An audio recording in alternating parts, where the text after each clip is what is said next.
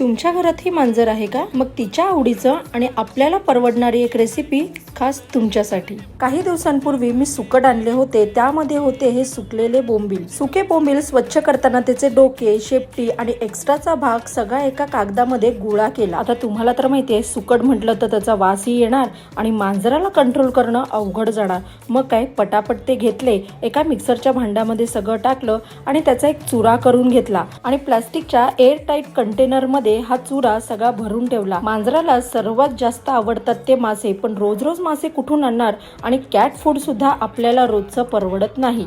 त्यामुळे आपल्यासाठी हे बेस्ट उपाय आहे. आमची मनी माऊ लहान आहे, त्यामुळे कमी क्वांटिटीमध्ये तिला भातामध्ये मिक्स करून मी हे खायला देते. आवडीने खाते, जिथे कुठे असेल तिथे धावून धावून हे खायला येते. काय मग, कसा वाटला आजचं कॅट फूड? आवडलं असेल तर व्हिडिओला लाईक करा आणि जास्तीत जास्त कॅट्स लवर बरोबर शेअर करा. थँक्यू.